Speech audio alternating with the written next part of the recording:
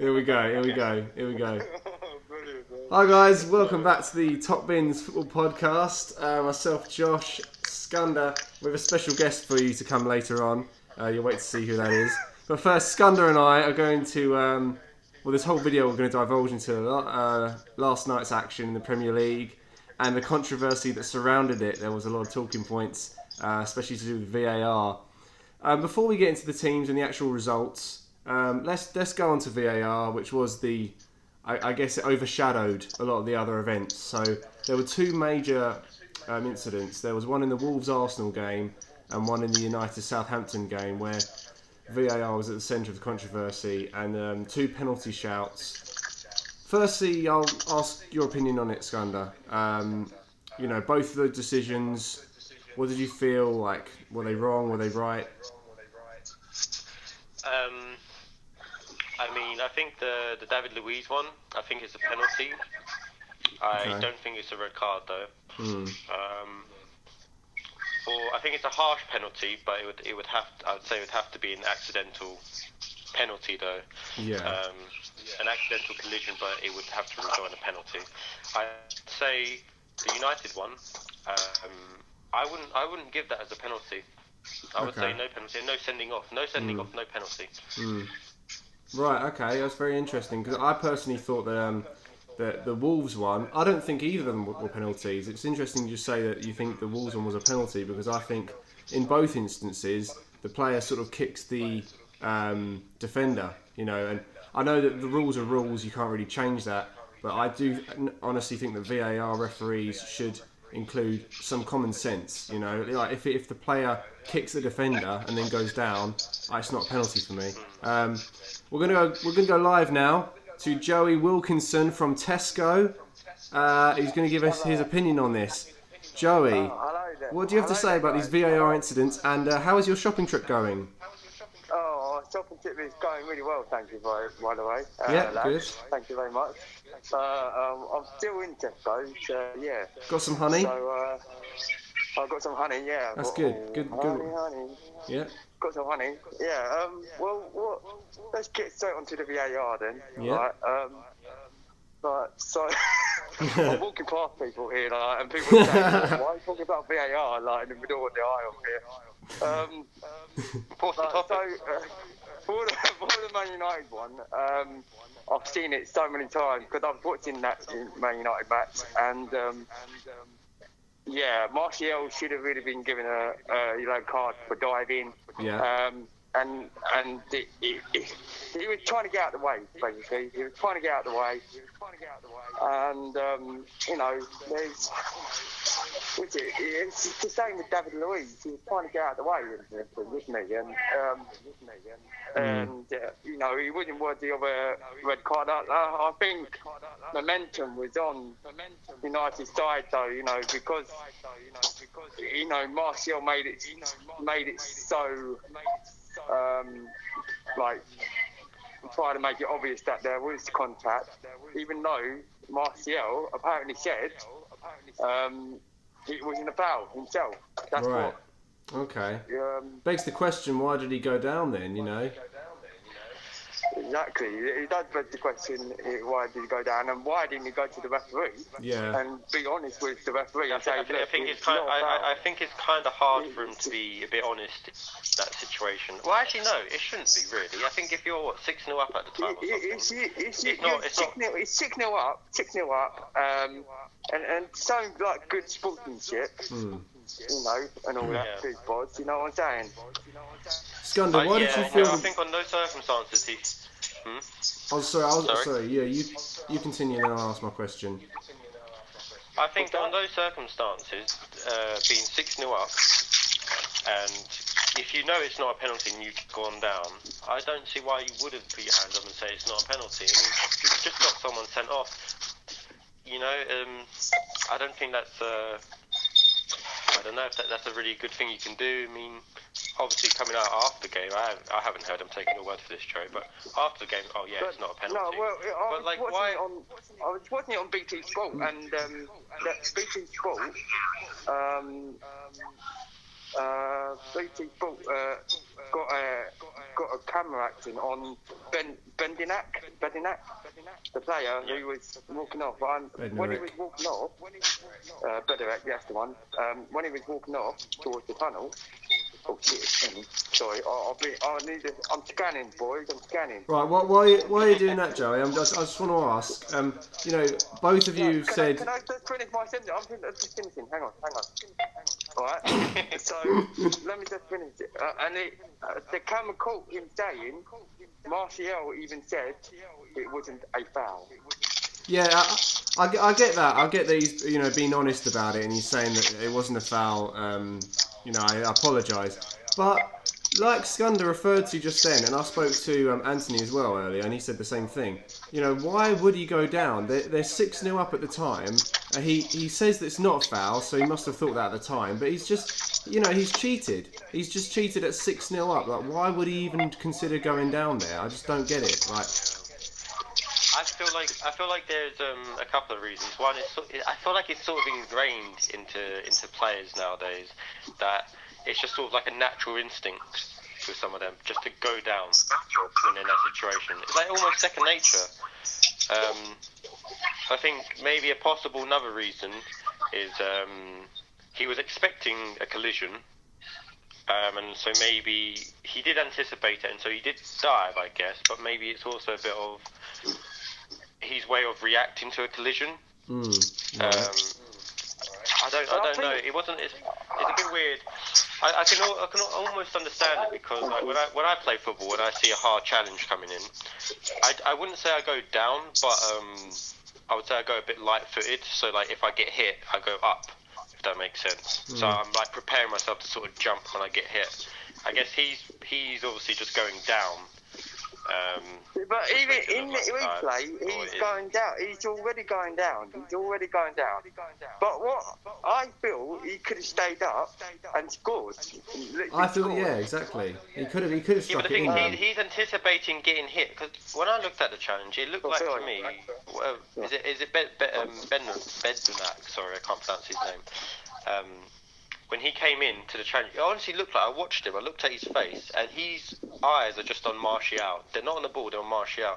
I think he's tried to do something very clever here, and I think he went in to pretend he was going to bring Martial down, but then he was going to stop at the last second. And I feel like that's what sort of Martial's looked at that, and he sort of anticipated getting whacked. Being clever, yeah. Yeah, but it didn't work out for the defender though, because it should have, because he didn't touch him. I mean, he did touch him after he was Martial was falling to the ground, which by then, he's already gone. He's already gone. There was a slight touch on him. There was only the slightest of touch. And who do you think initiated that touch, Martial? Yeah, he dragged his leg. Yeah. That's what I'm saying. That's why I think VAR should. I know, as I say, I repeat myself. Rules are rules, but VAR, the officials, I was very infuriated at the decisions because I think VAR should include some common sense. If the player kicks the defenders, gets the foul himself, it's basically cheating, and referees should call it out. They should not give a penalty for that. And I thought the same for the Wolves Arsenal one. Why did you think that was a penalty, Skunda? Because David Luiz is as a defender, as playing in defence. It's just sort of natural to don't run right up behind someone when they're through on goal because of that. Because it would be your fault if they're on the kickback they hit you and they fall down. That's usually just how it is because it's almost as if that's their space in a way. And you're sort of when they're because when they're running, and I know he went for a shot, so his pullback was a bit further, but David Luiz shouldn't be there, and it's an accident, but it doesn't mean it's not a foul. I think my opinion. The David Luiz incident was more a foul than actually no. Yeah, it was more. Yeah, it was. More I clear-cut so. foul than the Martial one because I just feel like I think Martial did one did play the referee, and I think it was a difficult decision for the referee. Yes, it was a very, and people are saying, oh, this is the worst VAR decision ever made by the referee. And I'm thinking, well, hang on. How about if you were in his shoes then? What would you do? In whose shoes? In the referee's shoes. In whose shoes? I wouldn't give the penalty. There's a lot of referees. There's a lot of pressure on these referees now to perform. Yeah. And of course, of course. I totally understand. I mean, I've done five-a-side refereeing here. I don't know if you guys have ever done it. It's hard. Like, even on a five-a-side pitch, it's hard. And I, as a referee, I don't want to get decisions wrong. I feel a lot of hurt in myself knowing because once I call a decision, I've got it wrong. The difference is they've got a VAR here. They've got a screen here. They're actually more protected in a way because they're mic'd up. They are mic'd up. Yeah. They've got people talking to them in their ears. They've got they can literally look at the video themselves. They've got other people looking at the video themselves. And honestly, they're professionals as well. And yes, they can mess up, but they need to be held accountable. They don't even get interviewed after a game. Like, that's true. They don't even talk to the managers. Managers want to talk to them, ask them, what's wrong with this? What's wrong with that? The managers do that. Arsene Wenger once tried to do that before. You just get like a 3-match ban. You can't. You have to go back into the stands for the next 3 matches. They're like sort of untouchable. I would say. Yeah. That's what I would say.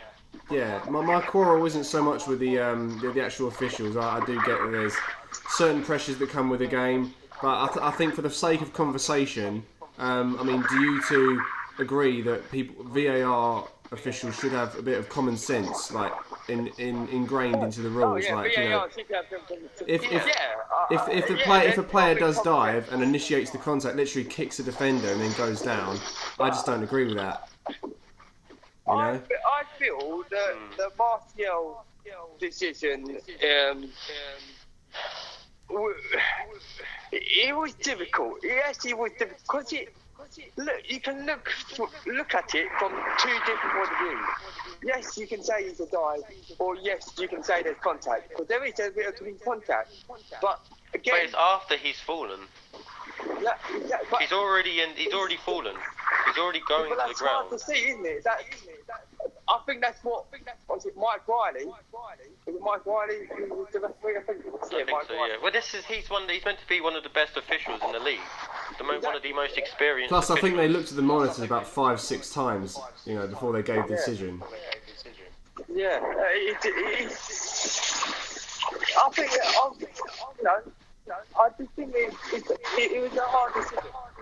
I don't think it was. But I don't think it was. After looking at it that many times, they should have overturned it, Joey. I can't really have any sympathy. I mean, I knew instantly after looking at it that Martial's dived. It's just so. It's not. I don't even see why it's so hard. I mean, all you have to do is look at the player's legs, because when you dive, you have to. What players do is they just fall. Their legs just collapse on themselves. It's so easy to spot. You watch every single dive, you just see like the players just as if their legs crumble to the floor. They have no weight in them. It's so obvious to see. I don't see how refs don't see that. Well, really, Martial is also good sportsmanship, and should have gone to the ref. It wasn't a foul. I agree. Let play go. Let play go. What? That's what should have been happening in that situation. But we've got to understand. Referees are under pressure, but at the same time, we've got VAR, and yes, we need to use common sense. We need to use common sense. Exactly. There's not a consistency though. Why is it that in other aspects of the game it's common sense? You got to give a little bit of leeway here, a bit of leeway there, and refs can don't have to follow the letter of the law sometimes, because they sort of know it's a little bit ridiculous in certain instances. Here's one thing: why do they want to talk about following the letter of the law here? Yeah, but whenever it's like a corner or something, and you see players pulling each other's shirts and stuff, why is that never penalty for free kicks? You very rarely ever see penalty or free kicks there. And what's the referee even looking at? The referee's just standing there. The ball comes in. What is he looking at? You've got like 5 or 10. You've got like 10 people in a box, and half of them are just pulling each other's shirts or pushing or something like that, and nothing's being done. And I don't understand. Where's the letter of the law there? So what's your point? Sorry, in that instance. Well, because they're following the letter of the law with the penalty. They're talking about the VAR and like, the letter of the law means, if it's a penalty, for instance, and it was like if it's a penalty, but it wasn't in an intent, I guess a justified intent to get the ball, because both of those instances they weren't challenging for the ball, They weren't challenging for the ball, but they weren't penalties. But the fact that they've given it as a penalty. And because the letter of the law basically it doesn't account for like accidents like that, then they have to give a red card. That's why both players got a red card. Yeah. So you're saying that there should be more common sense in those situations, yeah? Yeah, more common sense, and it has to be consistent. Yeah. At the very least, if you're going to follow the letter of the law to a T, then you've got to do it everywhere in the game. Yeah, if you're not, then you can't just pick and choose. That's just ridiculous. You can't pick and choose. Yeah, the VAR ruling has been constantly changing, all the way through the season.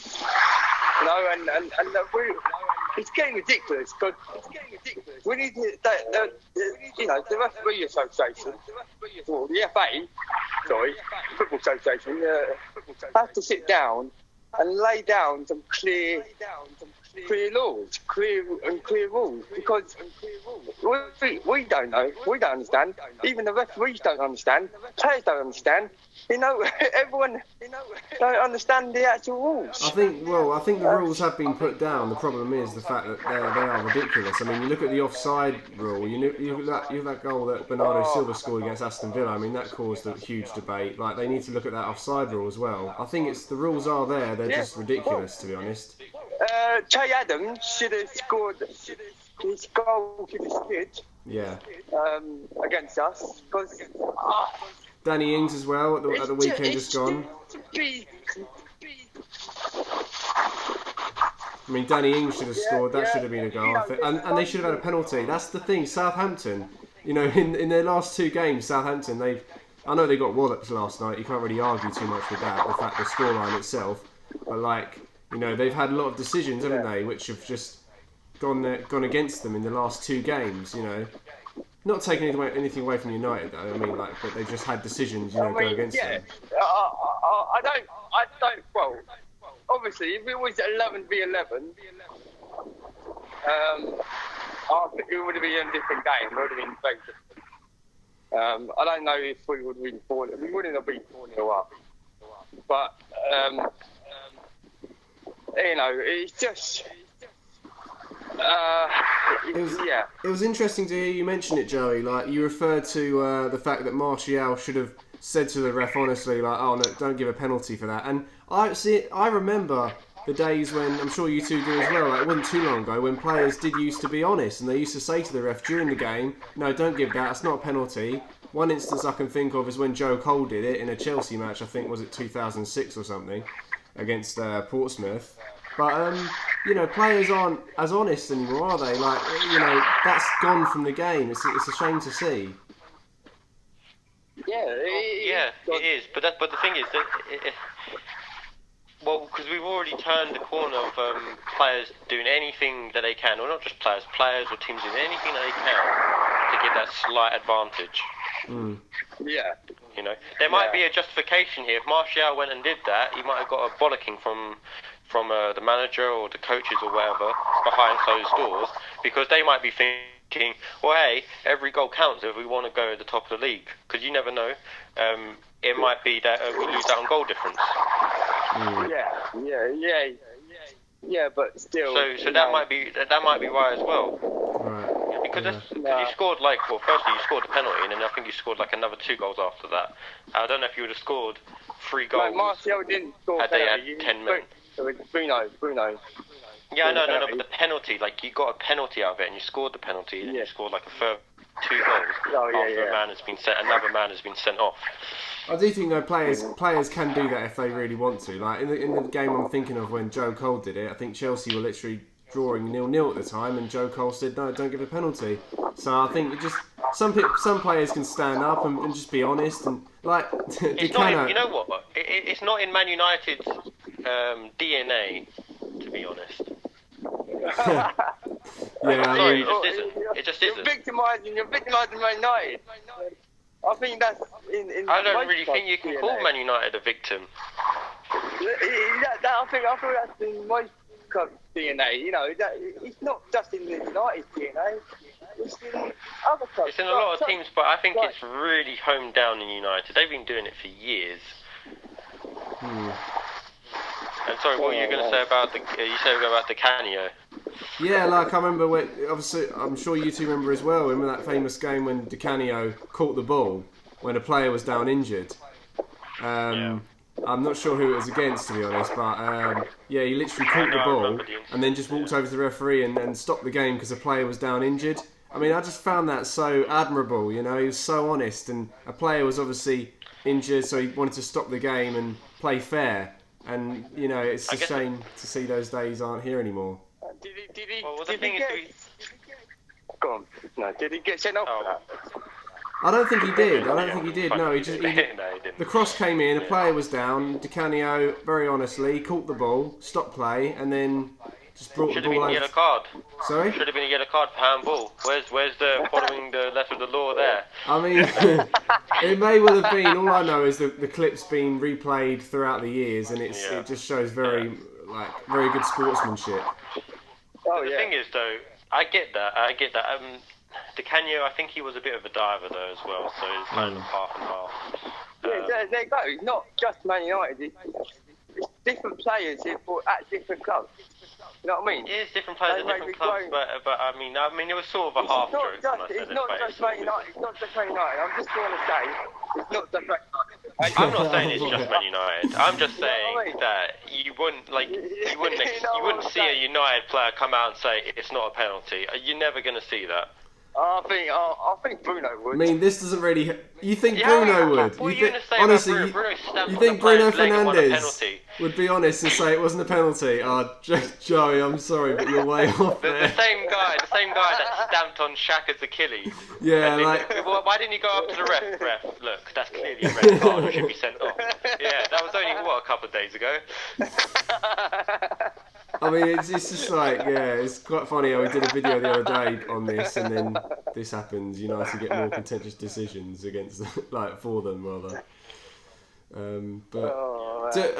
Do you two think that the red cards will be rescinded? Both Luiz, because Arteta wants to appeal for the Luiz red card as well, and also the Bednar red card. Do you think they both will be rescinded, or one or the other? You know.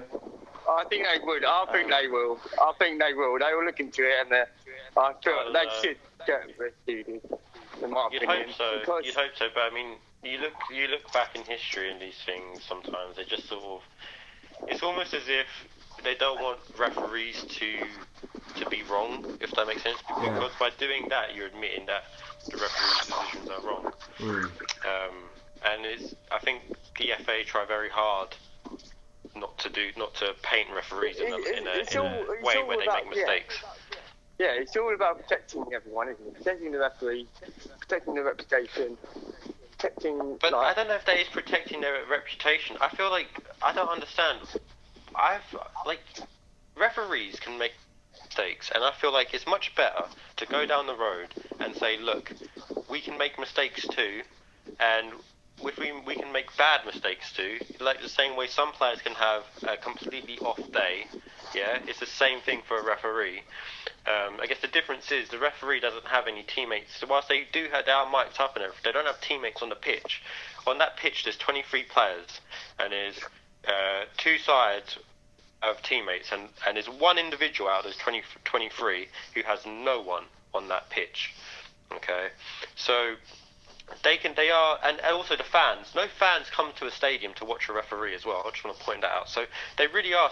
They don't have a home stadium. They don't play home. They are always away, because there is no ground they go to where they can be like, this is a nice home ground where I've got my home support. No one is supporting the referee, and it does help in that sense of. It does prove to me in that sense that they make mistakes, but they're not going down that route of referees make mistakes. They're going down a route of referees don't make mistakes, and whatever the referee says is fine. That's what I want, you guys. I'm just walking into